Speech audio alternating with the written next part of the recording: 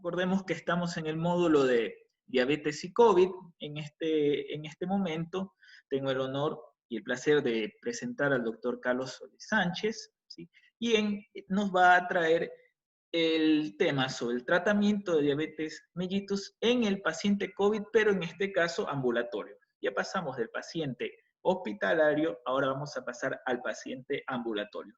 El doctor Carlos Solís es doctor en Medicina y Cirugía de la Universidad Católica Santiago de Guayaquil, especialista en endocrinología de la Universidad de Guayaquil. Es jefe del Servicio de Endocrinología del Hospital General Los Ceibos y es vicepresidente de la Sociedad de Endocrinología del Núcleo de Guayas. Con ustedes el doctor Carlos Solís. Doctor Solís, un gusto. Muchas gracias por acompañarnos.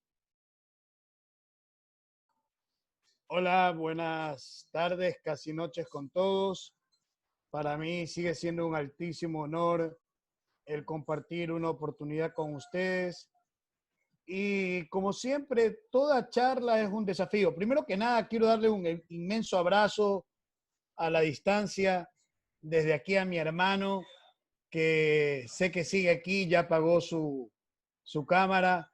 Bernie, mis abrazos, siempre recuerdo, eres un ecuatoriano más. Muchas gracias por acompañarnos en todos los eventos que se realizan en Ecuador. Y qué pena no haber podido seguir tu charla de manera total. Pero algo escuché y algo aprendí. Voy a proceder a compartir la pantalla para que podamos, pues, establecer mi ponencia, que en realidad, les soy súper honesto, es bastante corta. Yo creo que en parte algo decía Bernie, no hay mucho que esté escrito que sea diferente. Yo creo que hay mucho que debatir y conversar. Agradecerle pues siempre a los organizadores, al desafío de hacer un evento en medio de una pandemia. Fabricio, Víctor, hoy quien hace de moderador. Y pues bueno, un abrazo muy grande a alguien que los quiere mucho desde acá, desde Guayaquil, y que ha vivido esta enfermedad como paciente y como médico, ¿no?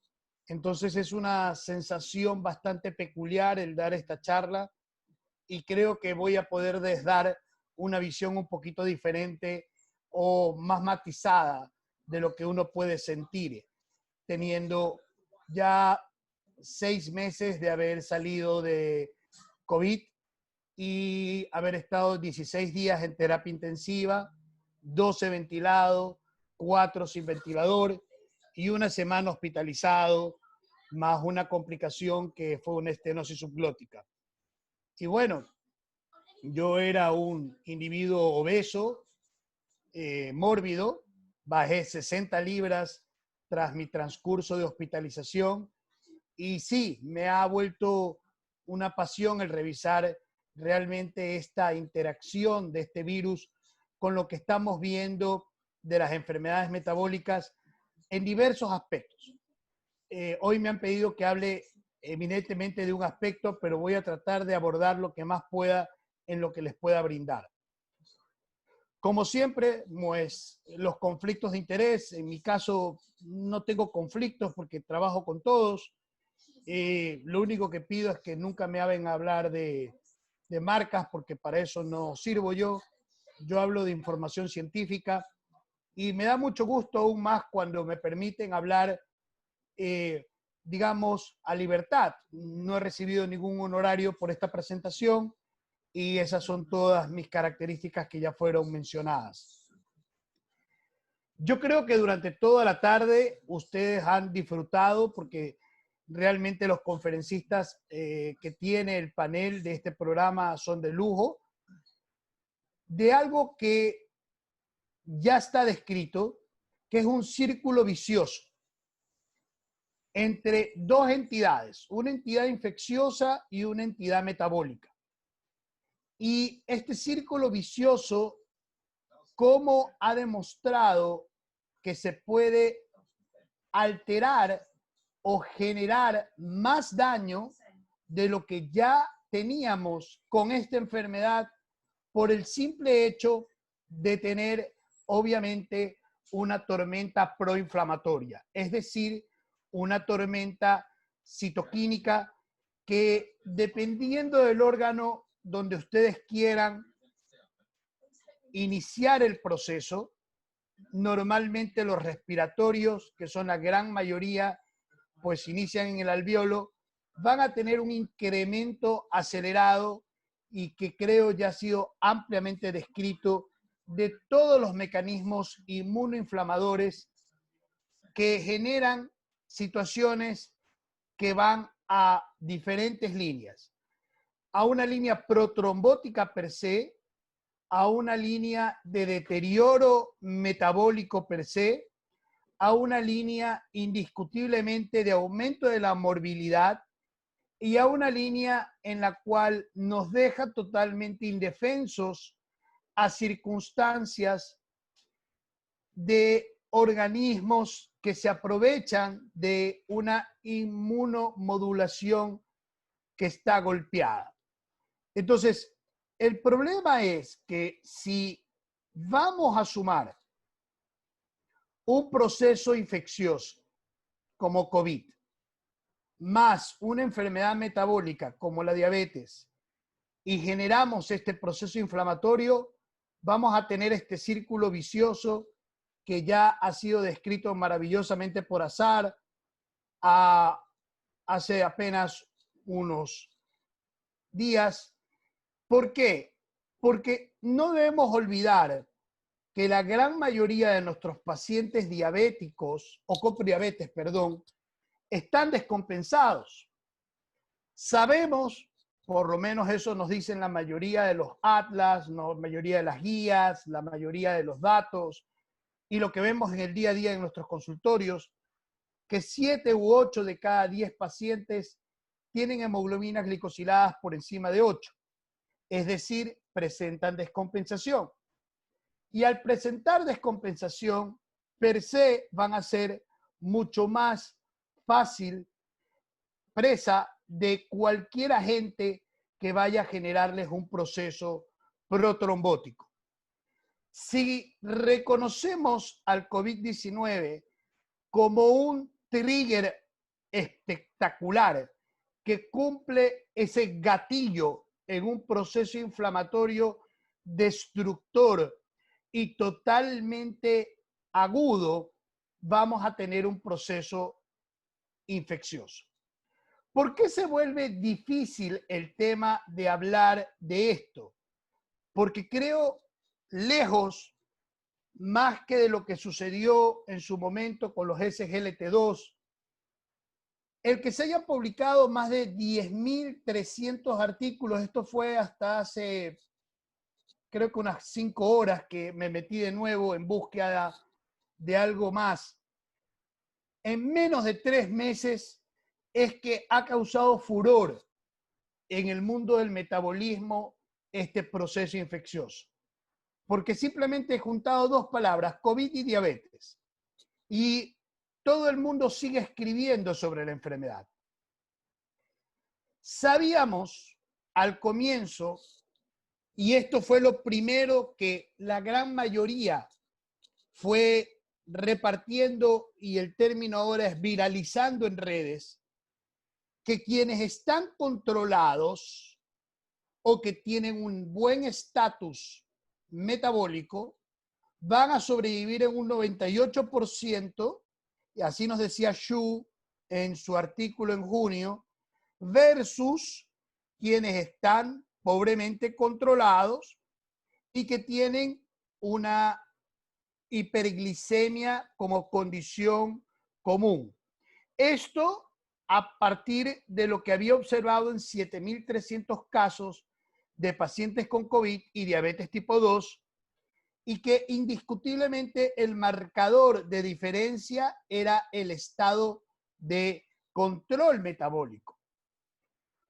Luego vino diferentes publicaciones, la de Amin Yeya, donde nos deja muy claro lo que inicialmente Xu quiso decir, y miren cómo se compara la sobrevivencia en individuos que no tienen diabetes versus individuos que tienen diabetes, pero más allá si ustedes utilizan esta gráfica y la ponen encima de esta, perdón, van a ver que es una radiografía. Es decir, quienes están pobremente controlados de entrada van a tener un índice mucho más de gravedad y de mortalidad que quienes están bien controlados. Así Yashu, asimismo, nos da este factor de definición que es el gráfico compatible anterior. Ahora bien, todos han ido avanzando de una manera acelerada porque estamos hablando de junio y hoy estamos conversando en septiembre. Y en cambio esto es una posición que tuvo Ceriello ahora en el europeo y nos dice que más que el hecho de estar descompensados es la clásica variabilidad glicémica. Es decir, el paciente en estado yo-yo, es el que sube y baja sus niveles de glucosa, los que van a tener más implicaciones clínicas y terapéuticas.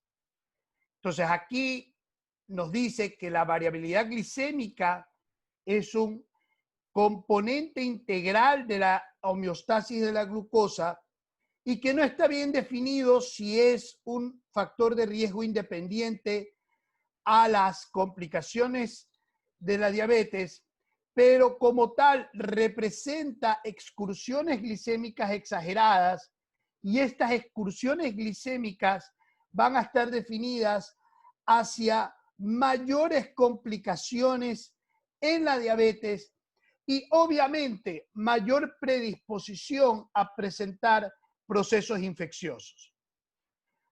Obvio, nos lleva a generar editoriales y nos lleva a generar posiciones, como por ejemplo la posición que tiene Diabetes and Clinical Research hace poco en relación a que lo que nos tiene que preocupar de entrada en un individuo con diabetes que sospechamos con clínica de COVID es que no esté con hiperglicemia, porque la hiperglicemia va a generar una peor prognosis o un peor pronóstico de su condición infecciosa. También se ha mencionado muchas veces si hay una relación de riesgo entre el COVID y la diabetes, y eso es algo que hay que establecer con una clara posición. Entonces, Paul nos hace esta relación y habla del daño de la célula beta, de la insulinoresistencia, de toda la cascada que sé que la han revisado, de la hipocalemia, de circunstancias que hay que conversar, inclusive en el paciente ambulatorio, porque desde mi época para acá, cuando yo sufrí la enfermedad, han habido muchísimas cosas que se han intentado hacer y muchísimas moléculas que conllevaban alteraciones metabólicas. Tal vez la única que se mantiene hasta hoy, inclusive en pacientes ambulatorios, sigue siendo los esteroides. Y obviamente la condición metabólica que conlleva a que el individuo tenga una inmunidad pobre, un estado proinflamatorio de predisposición, una mala regulación de los niveles de los receptores de angiotensina 2 y algo que también causó mucha polémica en su momento, que inicialmente hizo un warning para quienes usamos agentes como los IECA o agentes como los ARA2 en relación a tener diabetes y presentar COVID. Lo que sí está claro es que si ustedes revisan cualquiera de estas drogas o cualquiera de estas moléculas utilizadas, porque el paciente ambulatorio podemos dividirlo en dos tipos de pacientes. El ambulatorio que sale de un hospital y no deja de ser paciente con diabetes, y el paciente con diabetes que presenta COVID, pero no requiere hospitalización. en el fondo hay que tener claro que produce hiperglicemia. Si algún momento dado se utilizó estos antirretrovirales, produce hiperglicemia. Y hasta ahora último, que se han alocado por pedir el Remdesivir como gran cosa, se demuestra que incrementa la glicemia. Y cosas que se han usado, que se han discutido, se han vuelto a usar, como la hidroxicloroquina, miren, mejora el perfil glicémico y la hemoglobina glicosilada. Y la acitromicina, que creo que es un antibiótico que se lo ha dado en demasía, genera riesgo de disglicemias. Y por otro lado, mencionaba algo ya el doctor Hasberg y decía que también hay un tema inflamatorio claro por el perfil lipídico de estos pacientes. Y miren que todas estas drogas condicionan dislipidemia, dislipidemia, dislipidemia, y muy poco mejora de la situación. Tal vez la pregunta que alguien quiera hacer es si existe alguna recomendación específica en el manejo con antidiabéticos orales en COVID. Y ahí les traigo lo que presenta Kumar Singh en relación a una revisión narrativa del control del riesgo, de la severidad, de la mortalidad y el estado glicémico de pacientes con diabetes y COVID. Y si no se permite ver bien la gráfica, les pido disculpas. Aquí está hablando de la metformina y lo que dice es que protege para las neumonías, y eso inclusive lo sabíamos hace muchísimos años. Ya menciona que hay una reducción en la mortalidad en ciertas enfermedades como tuberculosis, en los individuos con COP y en el estado de sepsis, y que propone ciertos beneficios porque lo que es metformina potencia los beneficios cardiovasculares. En la PIO, en cambio, incrementa los receptores ACE2. Por otro lado, genera una reducción en el estado proinflamatorio. Las sulfonilureas, hasta hoy no hay asociación, no hay ninguna asociación y no hay nada específico en relación a estas moléculas. Los inhibidores de DPP4, no hay asociación en relación a los receptores. Lo que tenemos que saber es que no incrementa estatus de daño pulmonar, tiene un aspecto antiinflamatorio que debería ser revisado. Los SGLT2 y los GLP1, si bien es cierto, no tienen estudios todavía publicados de manera out of the label, se está llevando ya un estudio bastante interesante con dapaglifosina y pacientes con COVID. Hay que esperar los resultados, pero se entendería si seguimos la explicación fisiológica y la acción en la fisiopatología de la diabetes, que habría un beneficio cardiorrenal, habría un beneficio cardiovascular en el uso de estas moléculas. Y finalmente la insulina, que creo que es el apagafuego de cualquier estado hiperglicémico y que no puede hoy ser discutida en lo absoluto en un paciente que esté descompensado o que requiera un tratamiento en un estatus de hiperglicemia y COVID. Por lo tanto, no es un problema las moléculas que escojamos. Eso tiene que quedar claro hasta hoy. Lo que tenemos que tener es control glicémico en el paciente ambulatorio. Por otro lado, el enemigo es la hiperglicemia, el que el individuo esté descompensado. Porque tratemos el COVID, si es desde el punto de vista ambulatorio, como cualquier otro proceso infeccioso viral que va a hacer los desastres naturales en el estado inmunológico con una serie de sintomatologías que va a ser muy diversa e indiscutible.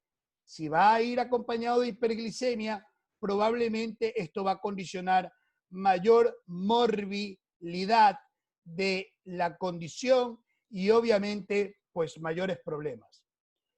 Y finalmente hay que tener súper claro el que sea especialista o no, poder diferenciar el paciente que podemos manejarlo en casa, que requiere nuestro soporte en el seguimiento, en el que la telemedicina ahora se ha presentado como un factor espectacular en el manejo y en la prevención con relación a este grupo vulnerable que es el individuo con diabetes tipo 2.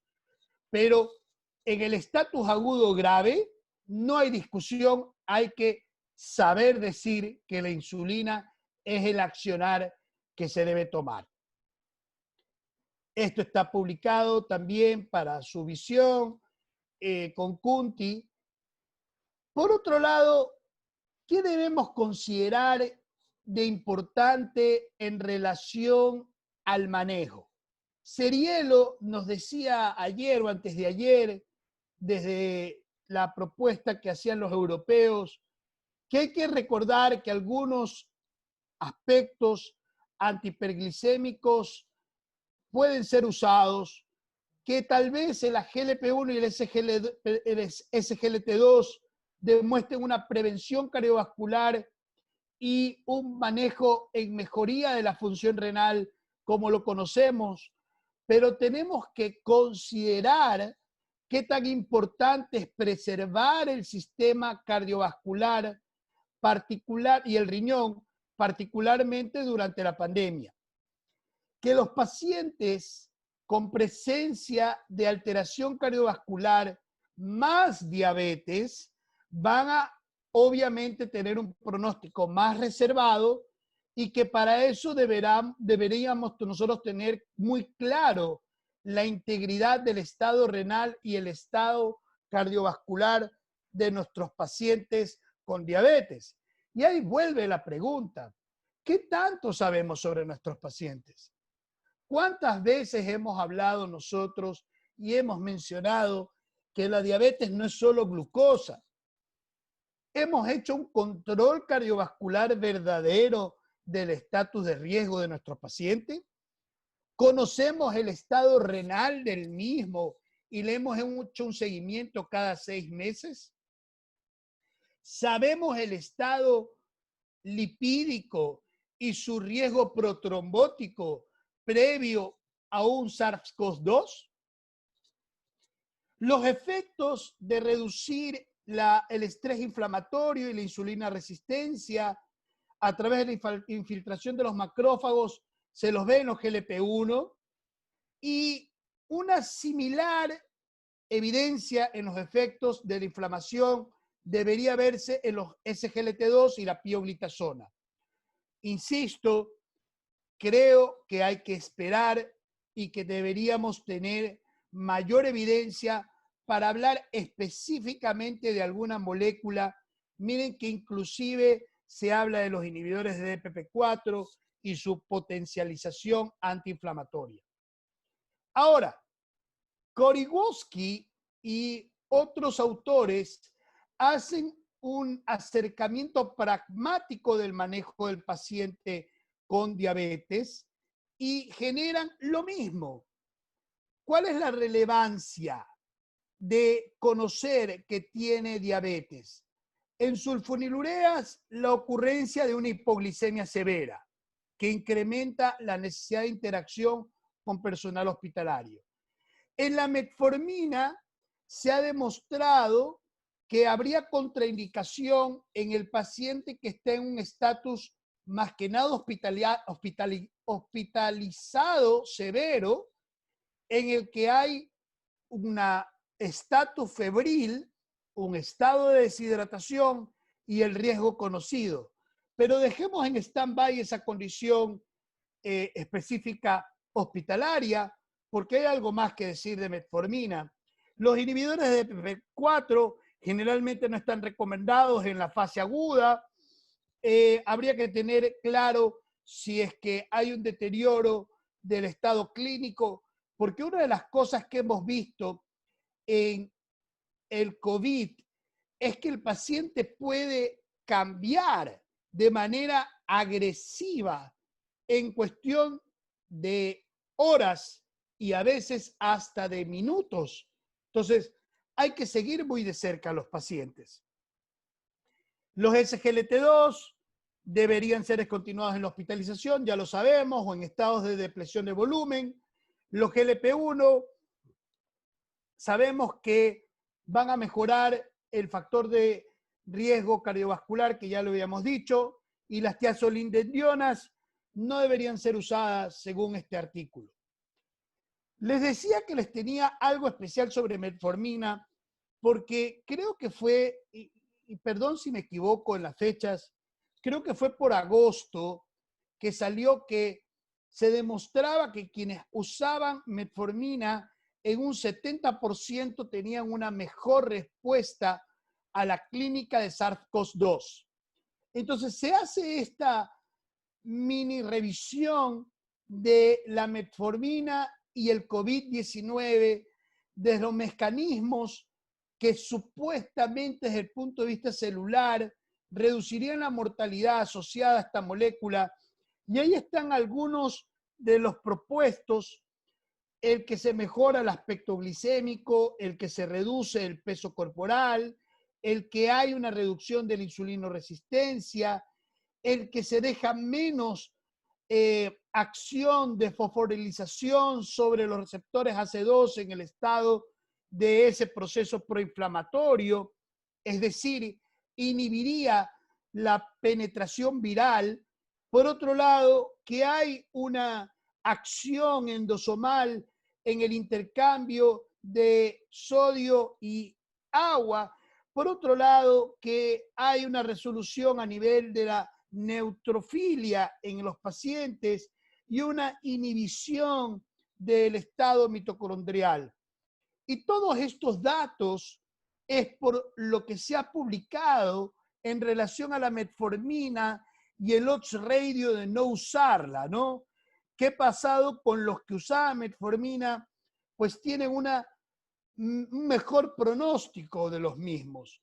Pero asimismo concluye el artículo que la metformina, a pesar de ser una molécula que indiscutiblemente sigue teniendo un potencial puesto en el manejo de la diabetes, hay todavía mucho que escribir y hay todavía que tener mucho criterio, y por sobre todas las cosas, hoy más que nunca debemos realizar una individualización del paciente que estamos observando.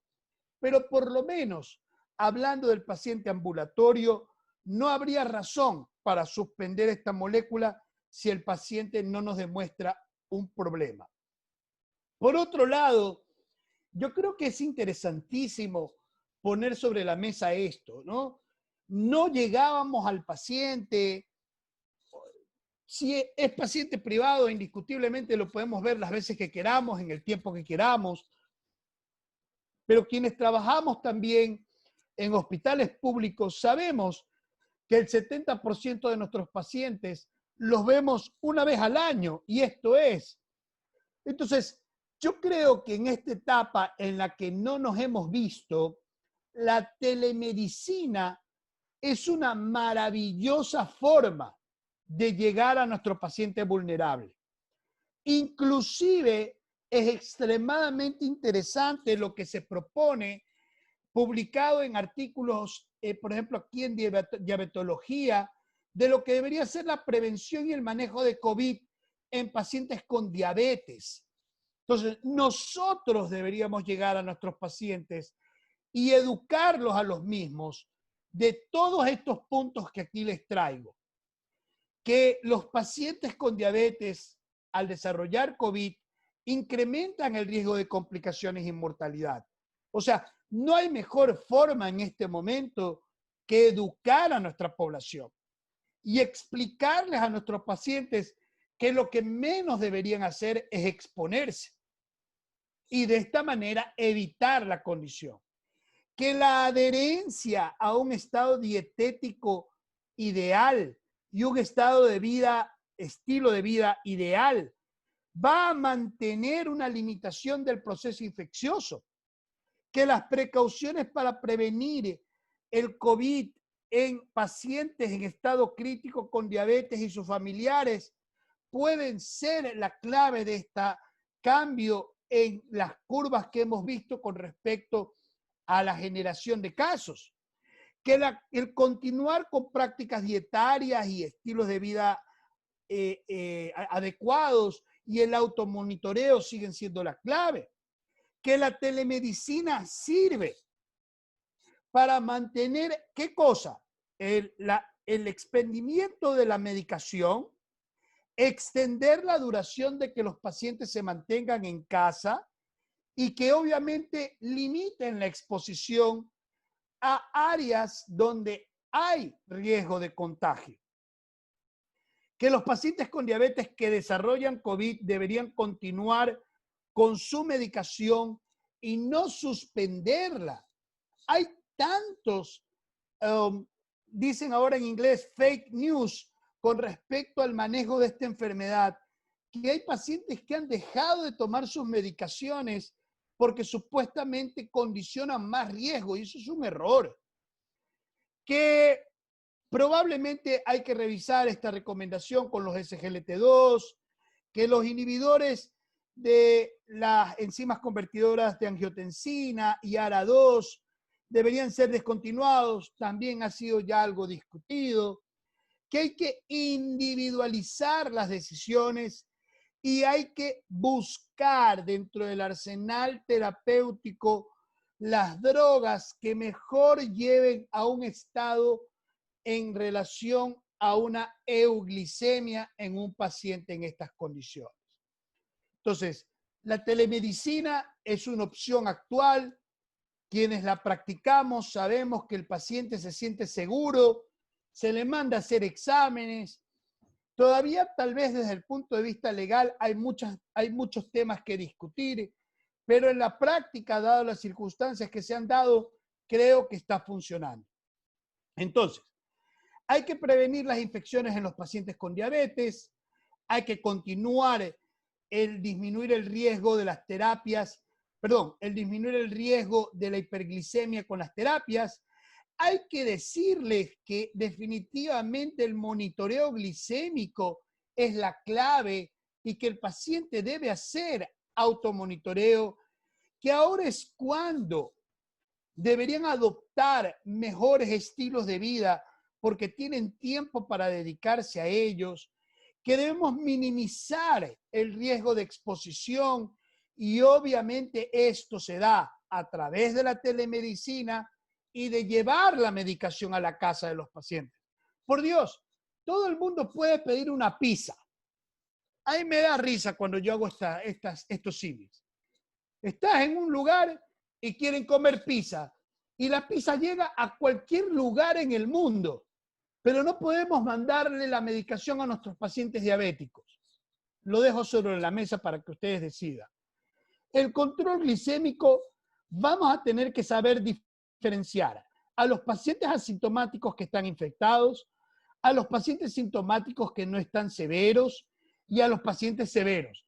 Esa va a ser primera clave que vamos a tener que disponer y que es lo que hemos venido haciendo a través del tiempo. A mí me toca tal vez revisar estos dos, que los asintomáticos los mantendremos en casa, muy poco los expondremos al hospital y que decidiremos si es que tenemos que continuar con la terapia iniciada o no. En los sintomáticos no severos, yo creo que tal vez, y les voy a mostrar al final mi propuesta, algo vamos a tener que exponerlos con todas las medidas necesarias, que vamos a manejar su misma medicación, dependerá de su estatus. Y que hoy más que nunca, tenemos que aprender a trabajar en equipo y buscar las comorbilidades en el paciente que tiene diabetes. Un punto importante llevarán las estatinas, un punto importante llevará la antiagregación.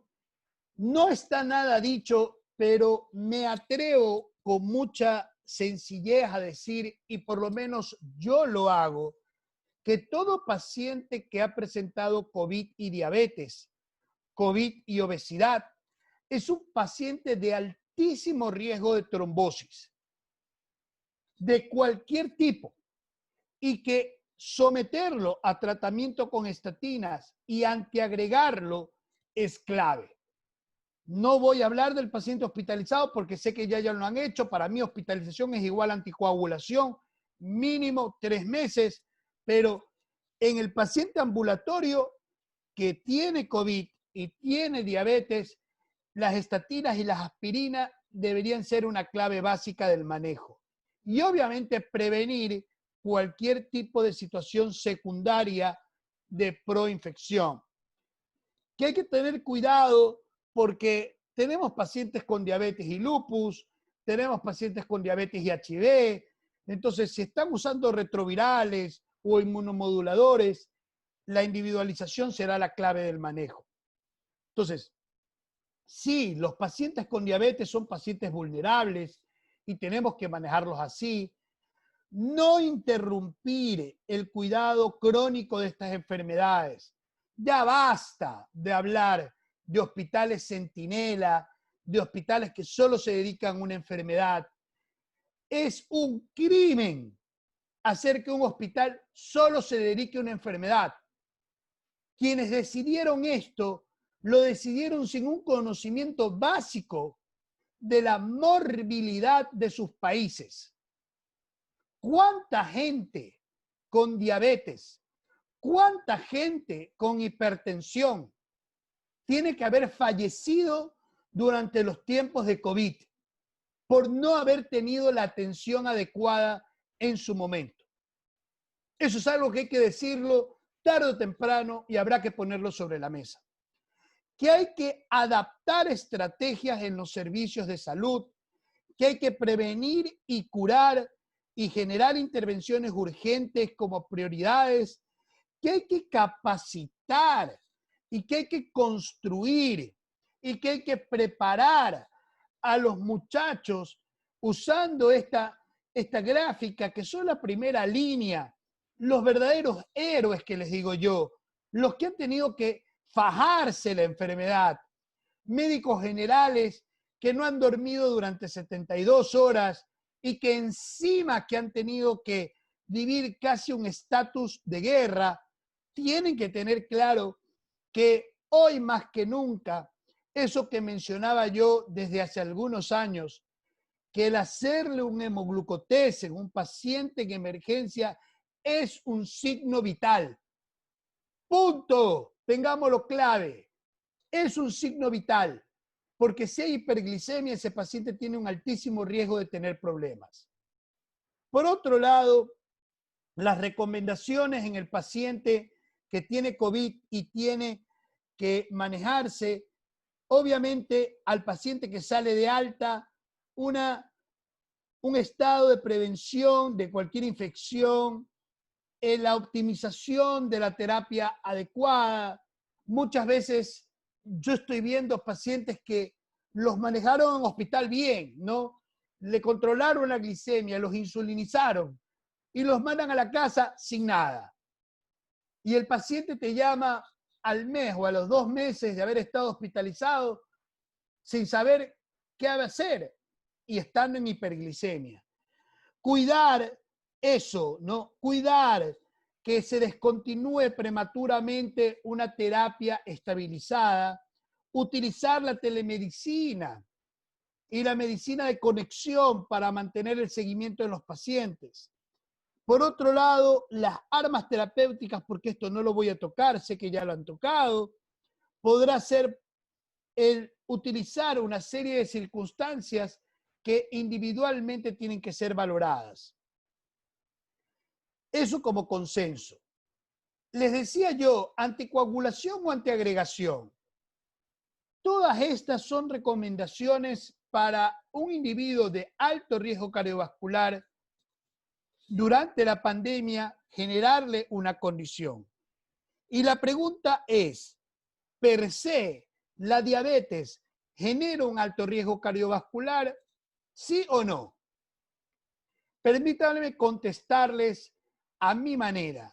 A mi manera, un individuo con diabetes que está descompensado y que tiene una hemoglobina glicosilada por encima de 8 es una bomba de tiempo. Hay que antiagregarlo y hay que tratarlo intensivamente con estatinas, con aspirina y con la molécula necesaria para controlar su presión y para controlar su azúcar. Y esto está publicado, si lo desean revisar. Igual yo voy a poner a disposición mis diapositivas para los presentes. Otra cosa que hay que tener en cuenta es, siempre lo hemos tenido los endocrinos y ahora yo creo que lo vamos a tener que tener más, el uso y el abuso de los esteroides. Si bien es cierto, algo o lo único que realmente se ha mantenido como una droga prueba de no suspensión es el uso de esteroides en COVID. El problema de uso de esteroides es que genera hiperglicemia per se. Entonces aquí no hay discusión. Si se lo tiene que utilizar, que se lo use. Pero hay que tener en cuenta que va a haber un alto riesgo de aumentar, no solo en los hospitalizados, en los que la dexametasona demostró este cambio, en los pacientes ambulatorios, un 30% de elevación de su nivel de glucosa. Entonces, hay que tener presente esto más que nada para el manejo de los pacientes. Déjenme decirles que yo soy muy respetuoso. Sé que por ahí se sentaron en una mesa e hicieron una propuesta para el Ecuador. No sé hasta qué punto, cuántas personas han llegado, pero yo hice hace poco un webinar y estoy armando un paper para generar lo que fue la propuesta Ecuador. Y la propuesta Ecuador en relación a COVID fue lo que tuve que yo generar también en su momento como jefe de servicio en mi hospital. Entonces, les digo yo, aquí es un 2, esto está mal, y post falta la T, pero en el paciente con diabetes, la primera pregunta, ¿tuvo COVID? La respuesta puede ser sí o puede ser no. Muchas veces, clásico latino, no sé, es otra opción. Si sí tuvo, la siguiente pregunta que debería tener todo servicio de telemedicina es, ¿tuvo atención hospitalaria? Si la respuesta es sí, mantiene el control. Si la respuesta es sí, hay que ver si la hemoglobina glicosilada está por debajo de 8,5, entonces intensificar su manejo con antidiabéticos orales y o insulinización y continuar con ese control. Volvamos arriba. El paciente sí tuvo COVID, no tuvo manejo hospitalario, no tuvo un tratamiento ambulatorio adecuado, ok, tenemos que trepar por acá, entonces no sabe su condición y sí requiere una examinación, sí requiere hacerse exámenes. ¿Por qué? Porque indiscutiblemente esto es lo que nos va a indicar cómo está el paciente. ¿Qué quiero saber de base? Para mí, la hemoglobina glicosilada, una urea y una creatinina para generar la filtración glomerular, un estatus hepático y el perfil lipídico para ver el estado protrombótico y el riesgo de aterosclerosis de manera directa. Tratemos de descomplicarnos y hacer lo más práctico posible el manejo del paciente. Miren que todo esto acá yo lo he puesto como telemedicina. O sea, esto podría ser preguntado por alguien a través de un teléfono y hacer el flujo de seguimiento.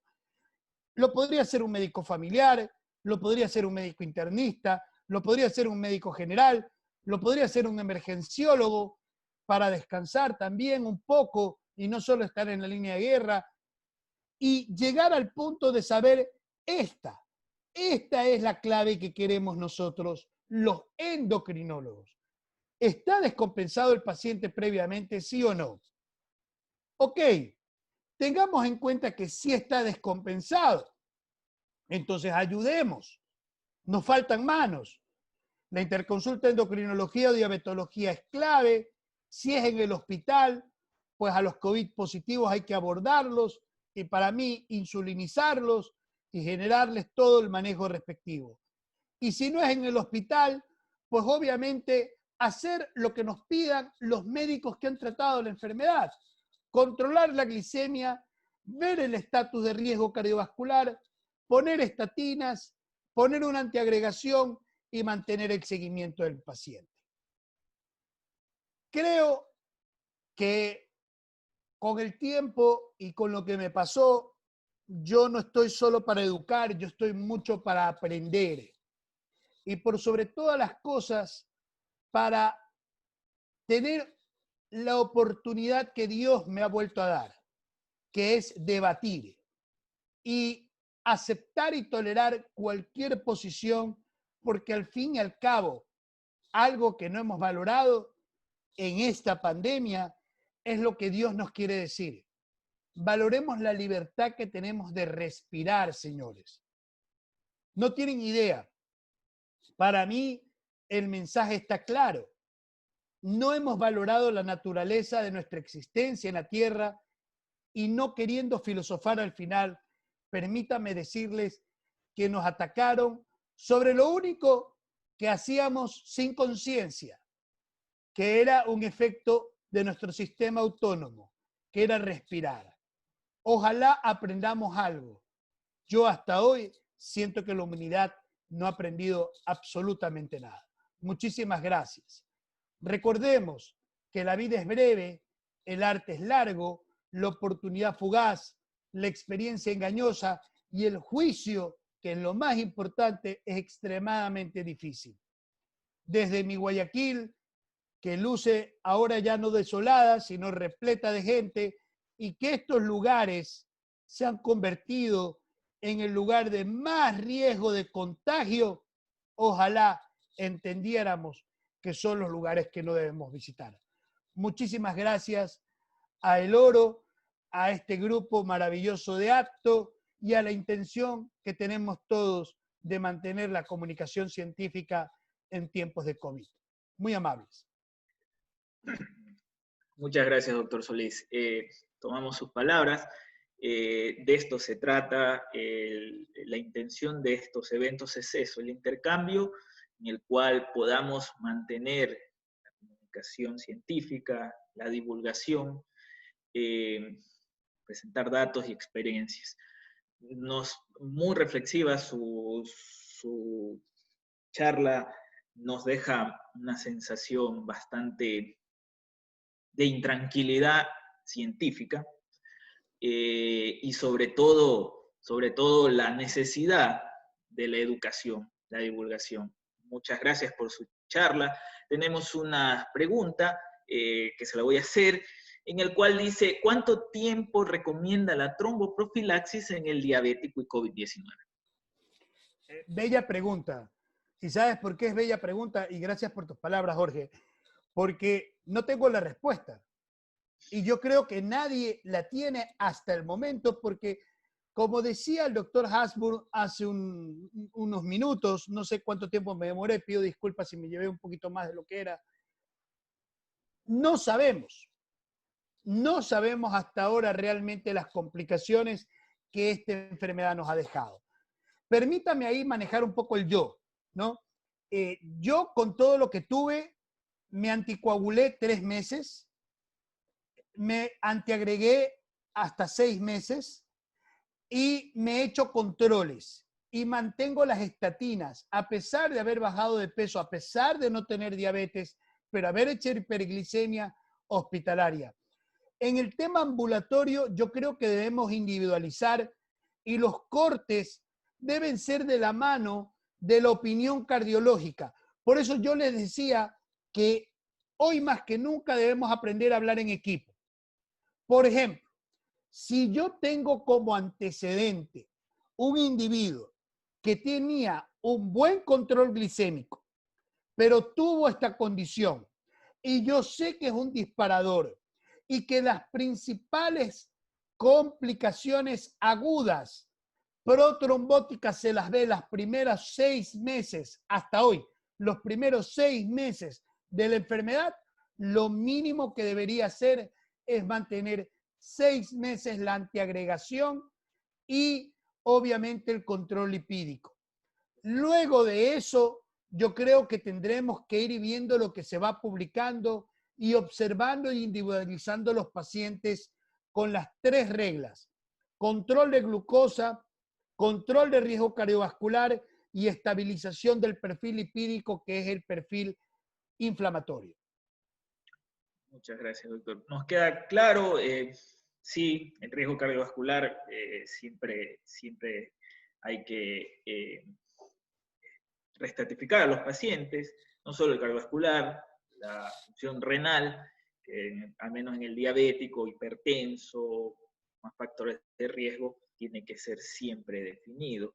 Una vez más, invitamos al auditorio, si tienen alguna pregunta, el doctor muy amablemente las está respondiendo. Yo quisiera hacerle una pregunta, es sobre la metformina. La metformina es, no sé, una opinión bastante personal, es un tratamiento maravilloso. ¿Sí? Me parece muy interesante, tantos años hemos tenido, y de hecho es la base actualmente para el paciente, incluso con patologías como insuficiencia cardíaca, por ahí en la insuficiencia renal todavía tenemos una limitante, pero sí, es bastante interesante. Por lo tanto, un paciente COVID, diabético, leve, en casa, ¿debe seguir con metformina?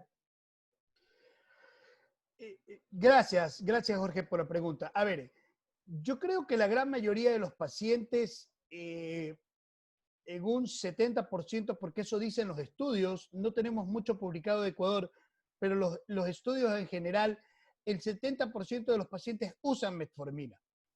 Y yo creo que eso ha sido una ventaja, lejos de cualquier cosa. O sea, la belladona de la diabetes sigue mostrándonos cosas a pesar de que el tiempo ha pasado. Entonces, indiscutiblemente debe ser una molécula de manejo de base. Va muy bien con la gran mayoría de las moléculas que tú quieras usar, inclusive con las nuevas que son maravillosas y que mucho se puede hablar sobre ellas. Va muy bien con la insulinización, baja la hemoglobina glicosilada de un 0.5 y ubiquémonos estrictamente en esta parte que es los datos que sabemos ahora del estado protrombótico, y se ha demostrado que la metformina protege de alguna forma el estado protrombótico del individuo y que a quienes la han usado indiscutiblemente les ha ido mejor. Ojo, vuelvo al punto. Eso no quiere decir que yo mañana voy a ponerle metformina al paciente que está bien y que simplemente porque Solís dijo en una charla que había que meterle metformina a todos, los vamos a metforminizar. No, que quede bien claro. O sea, no está mal usarla, porque lo que pasó en algún momento dado de la pandemia es que se sospechó o se creyó que había que suspenderla. No, aquí lo que nos interesa a nosotros es el estado de control del paciente. Y es una molécula válida como el resto de moléculas. El objetivo es el control glicémico. Perfecto. Muchas gracias, doctor. Nos aclara bastante eso porque había esa controversia, se escribió mucho al principio sobre la suspensión de metformina, sobre la suspensión de SGLT2. Es bastante esclarecedor. Sí, si me permites, es que lo bonito de quienes nos gusta estar en estos escenarios es que como que contamos una telenovela, ¿no?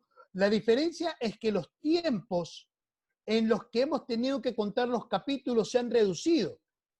Entonces, la posición que teníamos en marzo, en abril, de una molécula ha cambiado absolutamente en agosto y septiembre con respecto a la misma. Entonces, hay que ser muy enfático en la lectura continua, especialmente en este maravilloso grupo de gente que veo hoy, que agradezco que me acompañe un sábado de noche, porque no hay que perder el norte. El norte es controlar a nuestros pacientes con riesgo. Controlar a nuestros pacientes con riesgo. No hay datos nacionales. Es vergonzoso que no podamos mostrar nada de nuestro país hasta el 2020. Yo sigo viendo tesinas que dan realmente pena. Discúlpeme que hable así, pero soy súper sincero y súper frontal. Cuando es el momento, por ejemplo, en que las universidades deberían juntarse, en que el país debería definir los tiempos para decir la verdad sobre el estatus metabólico de la mayoría de nuestra gente. No lo sabemos, no lo conocemos, no sabemos cuántos tienen un riesgo cardiovascular alto. Entonces es el momento de aplicar, aunque sea de manera personal o grupal, la telemedicina y el manejo multidisciplinario, que es lo que nos enseñó Steno con sus estudios. Manejo de lípidos, manejo del azúcar, manejo de la presión y en este caso específico del COVID, antiagregación en ambulatorio. Perfecto, doctor. Tomamos sus palabras. Creo que las personas que estamos conectados, como usted lo dijo, un sábado en la noche, creo que deberíamos comenzar esos cambios. ¿Sí? Y estos son los espacios para comenzarlos, para intercambiar. Me parece excelente su propuesta. Sí, da pena que no tengamos datos, da pena que todo el mundo los comparta y nosotros seamos espectadores y no partícipes. Una pregunta del doctor, de otro de nuestros expositores, el doctor Giancarlo Duarte, también de Guayaquil, le pregunta, ¿se recomienda el tratamiento con insulina para el manejo en pacientes diabéticos hospitalizados? Y hace una acotación que los inhibidores SGLT2, efectos pleiotrópicos, son drogas a considerar en tiempo de COVID-19. Sí, un abrazo fraternísimo a mi querido amigo Giancarlo, brillante expositor e investigador a carta cabal. A ver, la contestación es súper clara. Yo creo que todo paciente hospitalizado que tiene diabetes hay que estabilizarle su glucosa. Y la molécula que mayor eficacia ha demostrado a través de la historia, eficacia se mide sobre la capacidad que tienes de reducir la glucosa en un tiempo estimado. Y eso únicamente lo hace la insulina. No hay otra molécula que la pueda superar. En estados hospitalarios, entendemos que los pacientes que están ahí son estatus moderados a severos. Entonces, los moderados a severos, normalmente por su condición respiratoria, su ingesta alimentaria es muy baja. Entonces, hay que tener claro qué es lo que yo quiero lograr. Primero, insulinización para el manejo glicémico lo más pronto posible. Segundo, insulinización de emergencia o insulinización de estabilización continua, que puede ser en un piso a través de los análogos de acción prolongada, que serían lo ideal si el paciente está con consumo dietético bajo. Si estamos en el MSP, pues por el momento, a pesar de que ya está permitido comprar moléculas como los análogos de glargina, hasta ahora veo que nadie ha comprado nada, no cambiamos ni siquiera todavía la glibenclamida, han pasado 3 años de la guía, pero bueno, sobrevivimos. Y sobrevivimos con el uso de insulina NPH o el uso de insulina regular. La clave será, ¿el paciente está comiendo, sí o no? Si el paciente no está comiendo, el manejo va a tener que ser con insulina regular y yo decidiré en el piso si lo hago con un continuo manejo cada 4 o 6 horas de control glicémico o lo hago con una bomba de insulina que ya requiere otro tipo de controles. En países de primer mundo hay cosas que se han puesto en boga, como por ejemplo el control glicémico continuo a través de los sistemas de freestyle. Inclusive han permitido el que rápidamente tengamos un control glicémico mucho más ajustado o el uso de glucómetros que nos dan perfiles glicémicos para ver la variabilidad. Nosotros no tenemos todavía el freestyle en Ecuador. Sí tenemos glucómetros como los que tienen, el nombre es Instance, que nos dan un perfil glicémico si lo bajamos a la computadora. Entonces, sí, la respuesta para Giancarlo sería, al paciente hospitalizado, muy probablemente hay que insulinizarlo. Y si es que los SGLT2 son un valor agregado ahora, yo creo que hay que esperar un poco. O sea, si bien es cierto, todos los efectos pleiotrópicos y todos estos mecanismos de protección cardiovascular que hemos observado son una maravilla, el punto es que estamos viendo un paciente desde una óptica diferente, con un estado protrombótico agudo y con una cascada proinflamatoria aguda. Ahí habría que valorar si es que efectivamente el SGLT2 es una clave.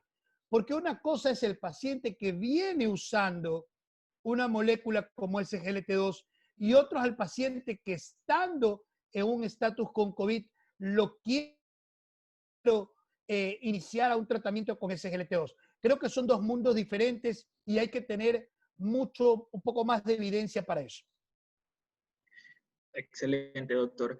En otra pregunta, en conjunto con la metformina, ¿cuál sería el fármaco de elección para anticoagular? Teniendo en cuenta que en el primer nivel del Ministerio de Salud Pública solo se posee metformina. Pues A veces eso. ustedes quieren que le hable directamente al ministro. A ver, en el primer nivel, lo que ustedes deben hacer sin miedo es controlar la glicemia. Y si no lo pueden hacer, deben hacer la referencia al segundo nivel para que quienes estemos en él, sea este Instituto Ecuatoriano de Seguridad Social, MSP, ISPOL o lo que sea, con otro tipo de acceso a moléculas, busquemos el manejo ideal. Cuidado, no confundamos. Anticoagulación es de manejo idealmente hospitalario, porque estamos hablando de un COVID moderado a severo. Y sí, ese debe llevar anticoagulación.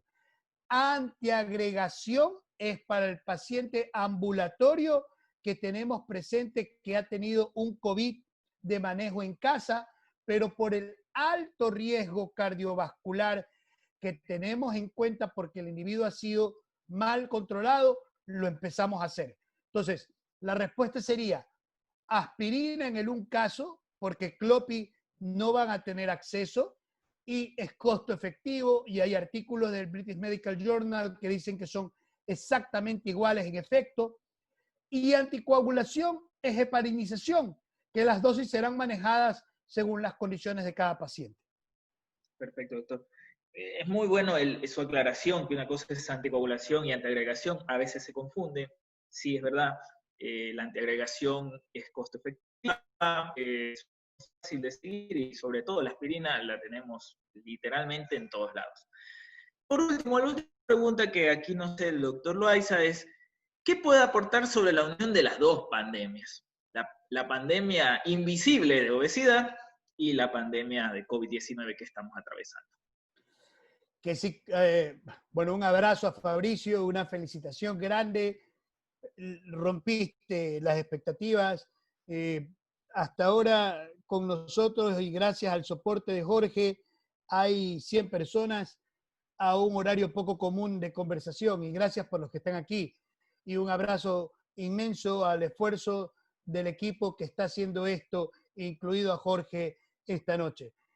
A ver, yo creo que si algo tenemos que aprender en esta pandemia es que la obesidad es un enemigo absoluto en la vida del estatus cardiovascular de un individuo. Y se lo dice una persona que cuando entró a terapia intensiva pesaba 130 kilos. Entonces, alguien mencionaba, no sé si fuiste tú, Jorge, que el nivel de mortalidad era un 70%. Déjeme contarles una cosa. En mi caso, se murieron las 6 personas que estaban a mi alrededor en terapia intensiva. Y aquí estoy yo, con haber perdido 60 libras y recuperado 20, 10 por la culpa de los esteroides y 10 porque es maravilloso estar en casa y comer, pero definitivamente la obesidad es el momento ideal en el que debemos atacarla. ¿Cómo? Haciendo campañas de demostrando lo que los estudios nos dicen. El individuo con obesidad joven tiene el mismo riesgo que un individuo con 70 años y enfermedad pulmonar crónica obstructiva. Que eso, si es que el ministerio y los diferentes entes de control no abren los ojos, somos nosotros a través de ACTO, a través de las sociedades científicas, a través de todos quienes debemos decirle a los muchachos jóvenes que están esta noche que abran los ojos, que un individuo obeso lo persigan para bien. ¿Qué significa perseguirlo para bien? Demostrar primero que no tiene una enfermedad metabólica y mostrarles que están inflamados y que el riesgo de que tengan un proceso infeccioso sobreagregado o una condición protrombótica es tremendamente alto y eso lo hemos demostrado con el COVID. Muchas gracias, doctor. Ha sido un gustazo, ha sido un honor y ha sido un placer conversar, dialogar, aprender sobre todo de usted. Nos complace tenerlo acá. Esperemos que con el tiempo tenerlo por acá físicamente y poder seguir conversando. Muchas gracias, doctor. Le agradecemos. Un abrazo fraterno, mucha salud para usted, para todos ustedes, para todo el país, para todo el mundo. Muchas Gracias a gracias. ustedes. Que tengan buenas noches. Buenas noches, doctor.